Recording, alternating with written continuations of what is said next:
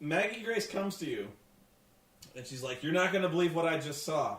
The Cullens have had an immortal child, which is like the #1 vampire crime. Because it's weird. Because it's weird. He grabs her hands and goes, "Oh, that is so very naughty. Do you, A, immediately mobilize the entire Volturi army and march all the way down to fucking Washington to kill them? Or B, do you pick up the fucking phone and call Carlisle and ask him what's up?" Yeah. BT dubs, my broski. Carlisle, oh, I'm sorry. Did I call it a bad hour? I'm in Italy. I'm sorry. What time is it there? What time is it there, And how Carlisle? do I work this infernal device? Hello? Someone press these buttons for me. I would say, do I just type in Carlisle on these buttons? Wayne, is this a speakerphone? How do you operate this? Call Carla. Call Carl. No, I don't want Wikipedia.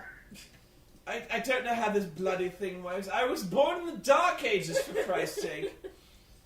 Oh, dear. Again, nobody uses cell phones. Apparently, vampires are... Oh my god, I can't even be bothered to work a television. TiVo, how the fuck does it work? Do you think I could really manage to sell you a phone plan?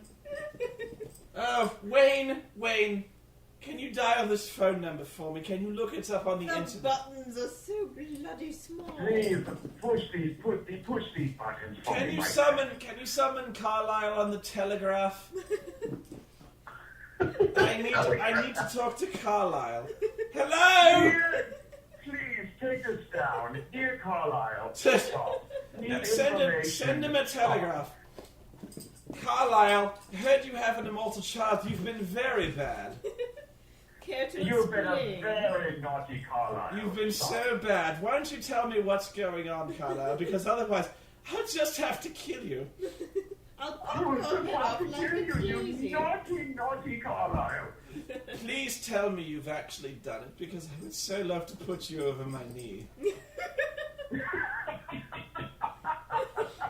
By the way, I do love the cardigans you wear. It's so very Brady of you.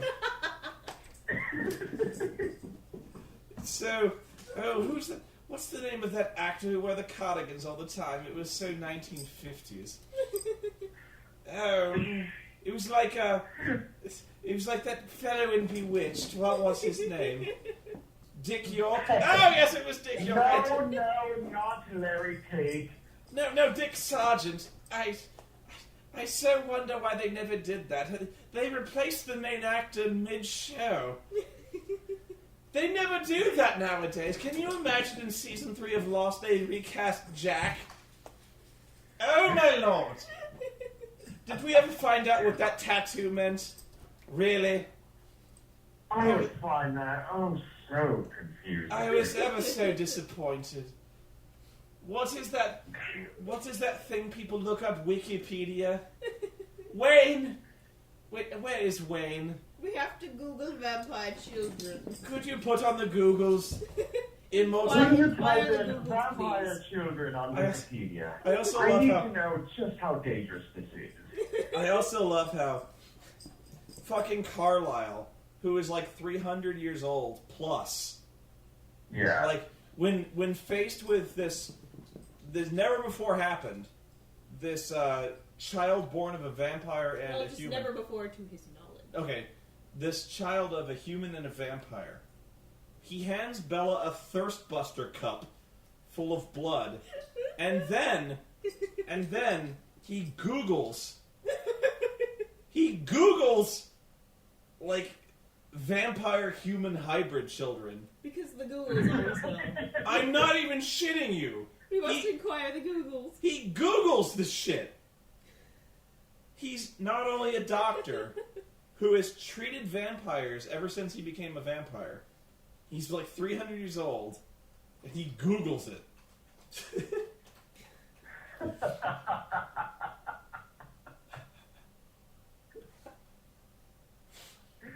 You remember that scene where Bella arm wrestles that guy? I can't even remember his name. That big musclehead guy.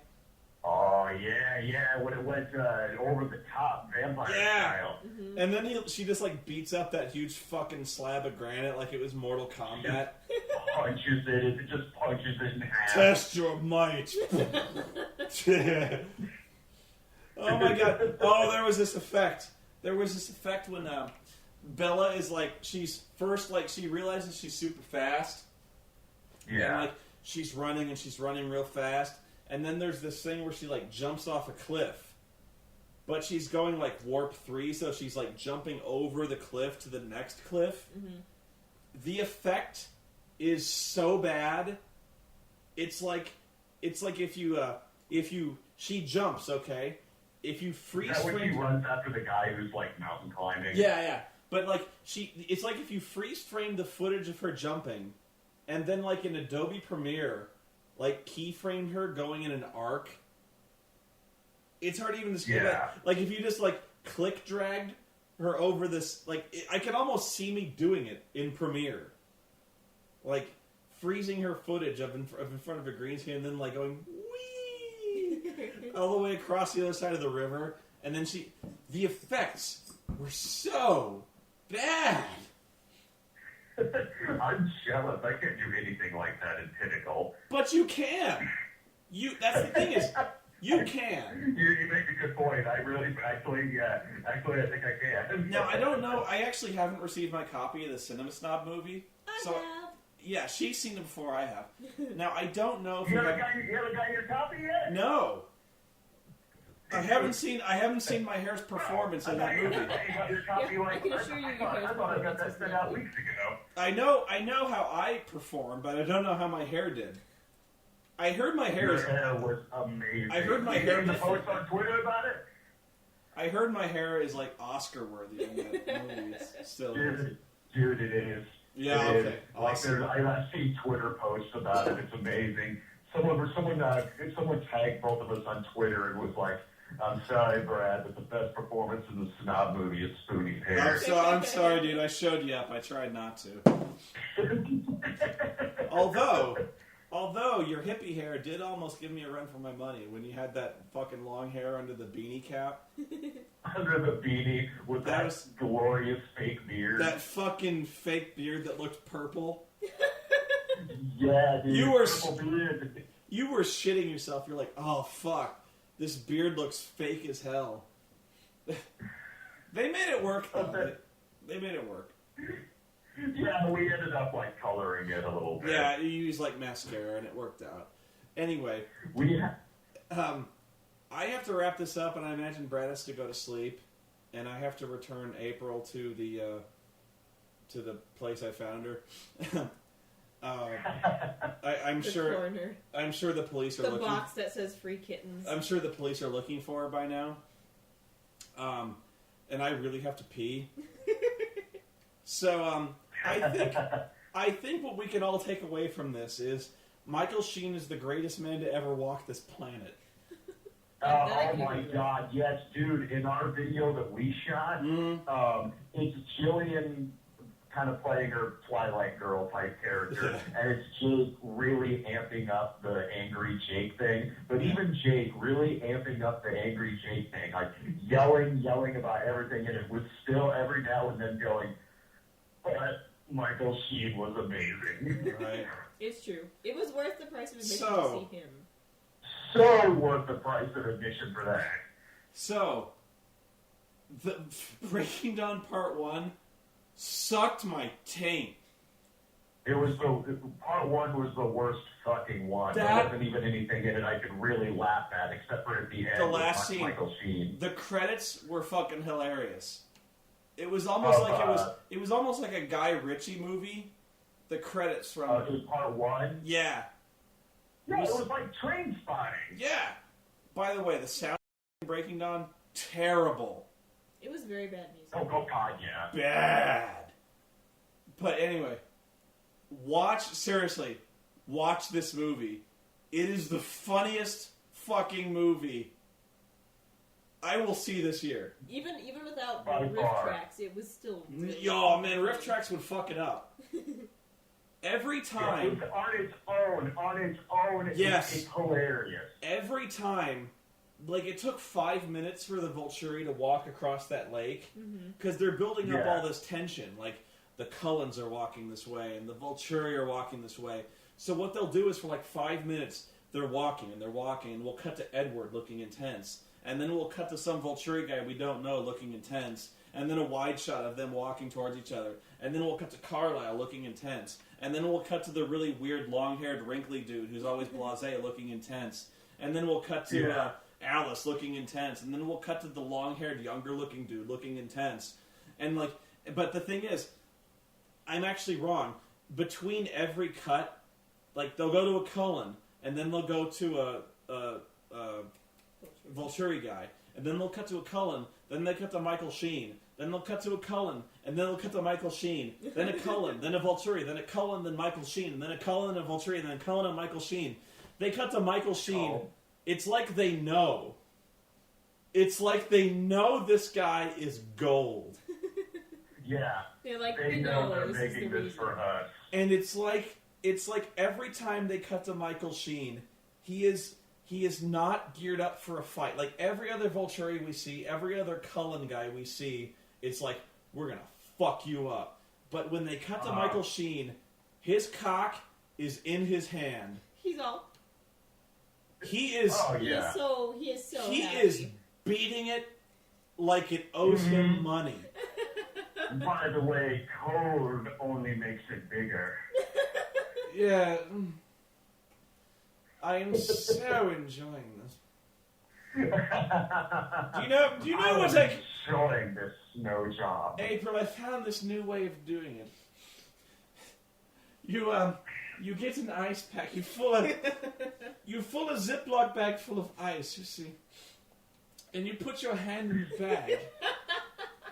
And you keep it there while you're watching pornography. And when you're ready to get down to business, you take your hand out of the ice bag, and you do it that way. And your hand is ice cold. I call it the stranger. I call it the icy hot Carlisle. Oh my God, yes. Oh, it's like a whole other dimension. It's like somebody else's hand entirely. Really, I heard you just sit on it for a while. Oh my Lord, it's such a different sensation. You don't even know. After 1,500 years, you really have to branch out and experiment, my dear. Oh, please give me your psychic powers. Show me how this will end. Show me how this turns out, because, Because I want it to happen twice. Yes, I must have... Oh, if only this could happen twice, and now it can. Actually, what's funny is, Michael Sheen's character is, like, totally in love with Alice.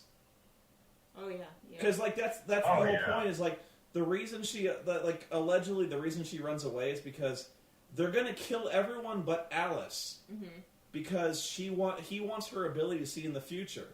Yeah. So it's not even technically about, creepy vampire children. He just wants Alice. And it's an excuse to get rid of the rest of them. It's not about the immortal children. It's not about the Cullens making an army. It's not about them rebelling against the Volturi.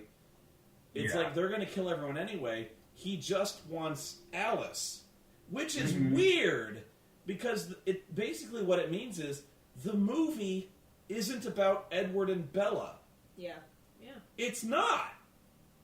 Mm-hmm. It's about Michael Sheen and Alice, who are not in the movie. They're not in it nearly enough for it to be about them, but it is about them. Isn't that weird? Well, it's like we said earlier, because you're exactly right, because that whole love story, love triangle, whatever, is done. It is wrapped up in the previous one. This is Michael Sheen's movie. No, it's because he's the guy driving the narrative.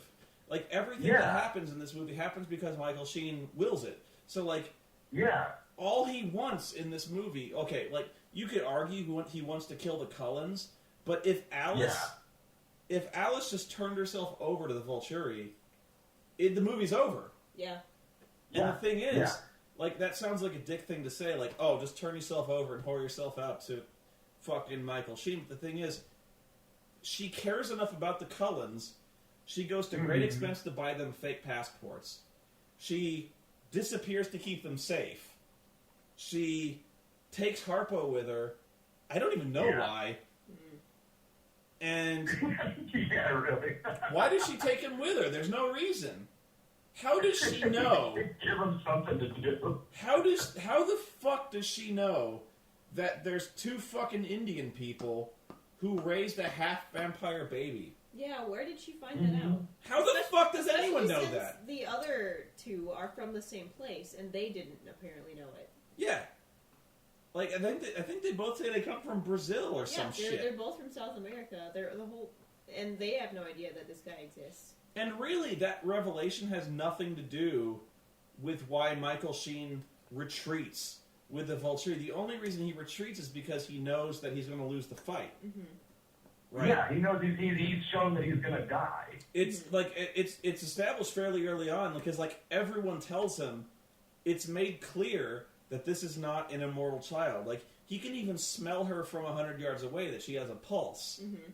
Like and Alice basically like turns around and flat out tells the audience, it doesn't matter. That's not why he's here. He just wants to kill us. Mm-hmm. Yeah. Right? So like it only becomes clear at the end that he can't win the fight, that he retreats. And then after it becomes clear that he can't win, that the half-vampire dude shows up. And he's like, I'm a half-vampire. I turned out okay. Mm-hmm. And then he's like, oh, we'd better go home then. It's just as well. It's just as well we're missing Mad Men. That Christina Hendricks. Sure you're okay. You're wearing next to nothing. That Christina Hendricks, I'm totally not into women, but I would stick my face in between those and rattle them forth like a motorboat. I would motorboat those for eternity. Oh my lord, those are like zeppelins.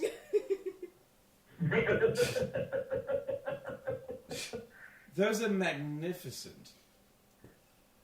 Oh, those would turn me straight at least for an evening. Did you see her in Firefly? Oh lord, I'm going to that special hell. I could do this Michael Sheen thing all night. Believe me, I have. The theater. That is all Jake and I were doing. And seriously, I am going to see this movie again. I am totally seeing this movie again. There's only a handful of movies I've seen in the theater twice. The Matrix, which I still feel bad about. Which one? The Matrix. Oh, yeah. Oh my god, why did I do that? The Lord of the Rings movie. I saw each one of the Lord of the Rings movies in the theater twice. Yeah. And I'm going to see this one. I am taking Brian to see this movie. We're fucking see this movie. I might actually kidnap you again and take you to this movie again because this was fucking awesome. It was very funny. This was so. This was so bad. I really wonder how Michael Sheen got away with this because let's say you were directing Breaking Dawn. God help you, but you were. And you invited me to your movie. You're gonna be Arrow, the head vampire guy, and you're gonna come fight the Cullens. Yeah. Okay, that's you. You're evil. You're the boss of this fascist vampire army. Go. Yeah. Where do you take this? Run with it. Okay, you're making a serious movie. All right. You're gonna make Twilight come to life. Yeah. You know the book sucks. Okay? Yeah. That's not a secret. But this is your movie, dude. You're going to make this flick. You're going to make this a success despite itself. You are going to make a good movie because you are Brad fucking Jones. You are the cinema snob. Alright? You went into an adult diaper and you were in the Human Spider and I believed you. I believed a man was shitting into your ass. You sold that. That close-up where you were gripping the lawn. Oh, yeah. oh, there's someone shitting into my ass. I'm going to fucking make them believe it. Ah! That, my friend, was acting. Okay?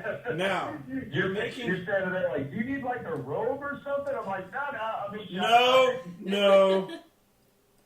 I'm ready. I'm ready to do Where are my I'm huggies? ready to do this. I can't believe I talked you into that. I didn't even talk you into it. You didn't talk me into it. Are you kidding me? I was sitting in your chair, and I'm like, I was thinking of this sequel to the Human Centipede. What if Dr. Insano did the Human Centipede, but instead of ass to mouth, he did ass to ass? And you're like, you should do that. You said no. You're like, you should do that. And I'm like, you should fucking do that. You're like, dude, fucking do it.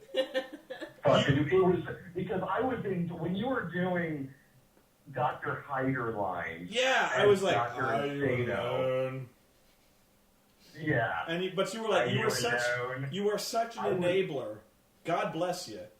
But you're like, dude. Oh God, yeah. I was in tears. I was laughing so hard. But the first thing you said was, you're like, Spoonie, do it. And I'm like, you know what we should do? You should do it. Like, I've got the Dr. Insano thing. What if, I got it. Ass to ass, but it's you and Brian. And, I didn't even talk you into it. You were like, awesome. It's fucking awesome. You're like, you're like, I'm in. We going to buy the props for it. Yeah. We're at Walmart buying props for it. Within 5 minutes. 5 minutes. You're like, I actually asked you, I can't believe I asked this. I was like, do you have adult diapers? And you thought for a second, you're like, no. We need to get some. Let's go to Walmart. And I'm like, go to Walmart. Yeah, you're like, let's do it. So we go to Walmart. We drive down to Walmart. We drive to Walmart, and then we got into this weird debate where we're like, we can't find the adult diapers, and we're like, we wanna ask, but, but we don't want to come across like assholes. Well, the thing was, I had no problem asking an employee, but the employee who was there was 90. So yeah, I was being a smart ass. The employee you asked was the Walmart greeter age, where the guy's 95, and so he was working the department, and you're like, I don't want to ask this guy because he's retirement age, and so he's gonna think I'm fucking with him, but I did it anyway. Yeah. But yeah. We were trying to come up with a cover story, how do we ask for adult diapers without sounding like that? Grandpa. And so you're just like, fuck it, I'm doing it. But yeah, I can't believe I didn't have to talk you into it. I didn't even finish saying it. I was like, what if we did the human spider but asked it I'm in? And I'm sorry, I'll do anything. And you're like, hang on. If it's a great idea. And you're like, hang on, let me get Brian on the phone. How fucking awesome is that? You have friends that you can call, and you're like, dude, I need you down here in 15 minutes and put on an adult diaper. Don't ask questions, Brian. Don't ask questions, dude. I just need you over here. I need you down here in diapers. Fantastic. We're at Walmart, and we bring this stuff up. We're going to hit all this stuff in a cart. Dolls, diapers. Yeah, what we bought was tape, poster board. Yeah, we bought duct tape, poster board, adult diapers, and stuffed animals. And applesauce. We bought applesauce.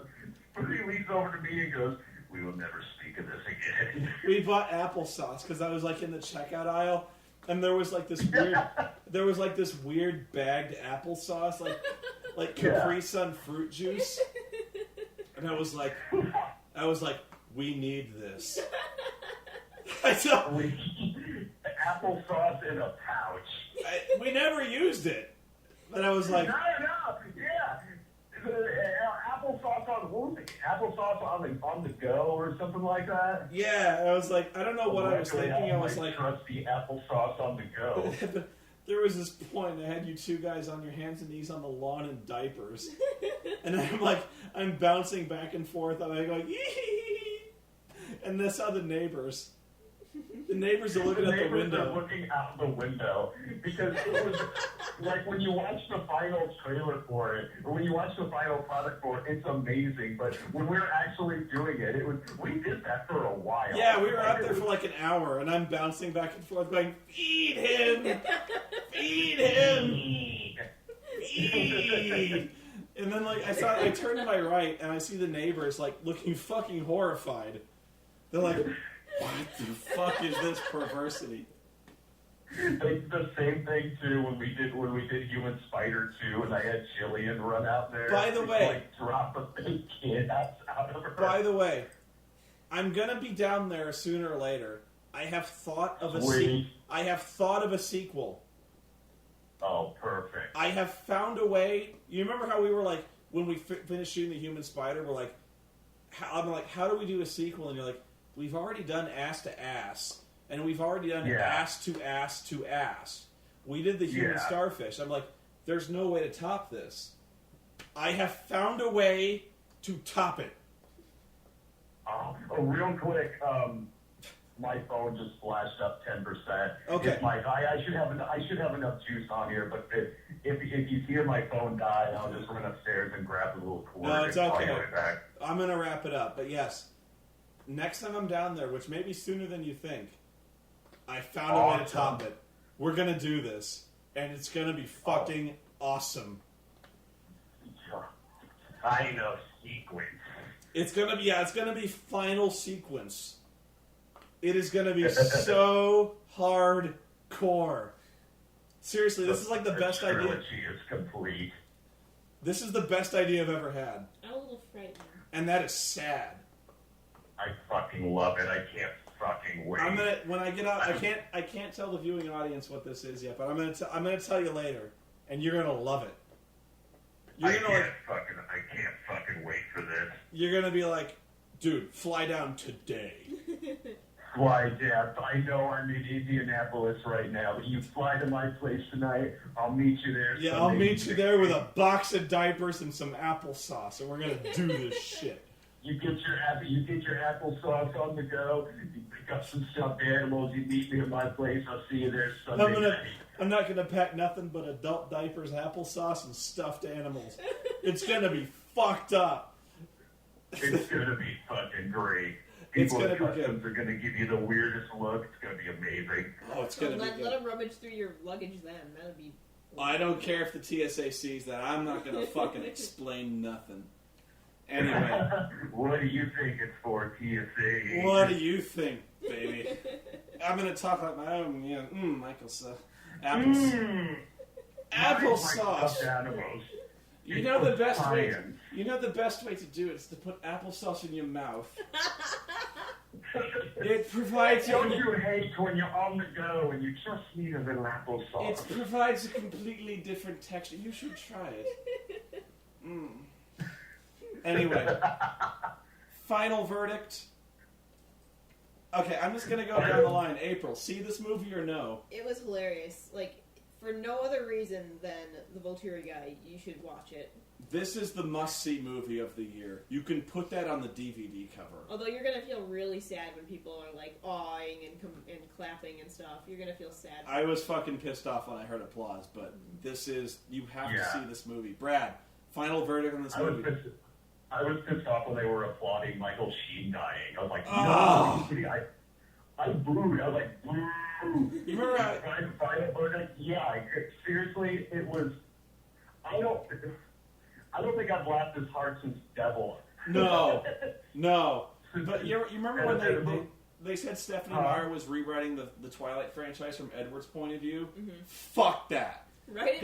That guy's point. They need to rewrite the series from Michael Sheen's point of view. But it needs to be like diary entries. Today. Oh, you remember the Bella's monologue? There were like 3 times when Bella monologued over the movie. Mm-hmm. Yeah. But only 3. 3 times. At the first time, I think it's an hour into it. Yeah. Mm-hmm. So, like, either you're going to do a monologue or you're not. You don't do this thing where, like, in it, like, accidentally 3 times during the movie you have the character just start monologuing to the audience. You can't do that. And sounding really bored, like she was just reading from the book. You don't do that.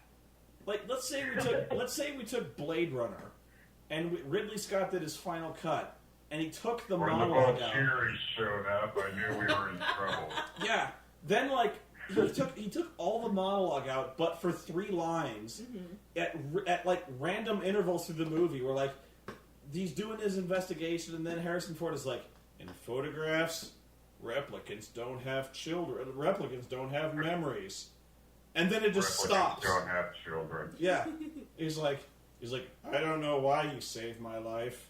Maybe he loved life then more than he ever did before. But that's like,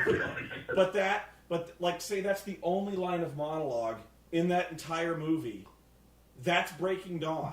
Mm-hmm. It's just like halfway through the movie, Bella starts talking to you. Yep.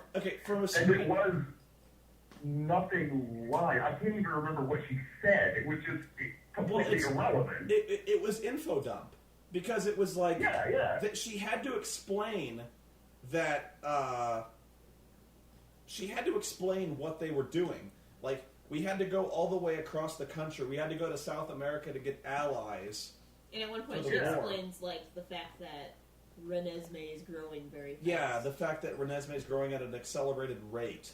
They had to stop. Yeah. She had to stop and info dump that to us because the book is so fucking huge that they have to. Mm-hmm. You know, it's like in the book they establish that over a course of like 300 pages. But there's no way to there's no way to conveniently do that without, because they cut out like 95% of the novel, so there's like no way to establish that without just flat out saying it. So I do not envy the task of adapting the screenplay, but it's still really fucking jarring. Anyone who has studied any kind of like screenwriting at all, like went into spasms at that moment. Mm-hmm. So like from a technical and writing perspective, this movie is a disaster. But they all are, right? Yeah. But at least it was a fun disaster. Oh yeah, this movie must see. Do you not agree? Yeah. Okay, so with that, Michael Sheen, give the man a fucking Oscar. Oh, give him 2. Give him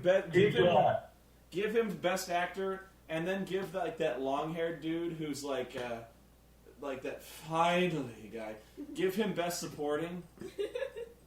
That guy absolutely. That guy is awesome. Anyway, he did. I gotta go because Brad's battery's running down. The police are looking for her, and I gotta piss like a fire hose. So, until then, I hope you enjoyed our review of Breaking Dawn. I bet I've been recording for about 3 hours now. Probably close. No, it's about 2. But we must be going. So, if you haven't seen it, go out and see it now. I guarantee this is so much better than part 1. And then get drunk afterwards. Then you're going to need a drink. Mm-hmm. You're going to need you're going to need coconut rum. Mm-hmm. Anyway. Must be going.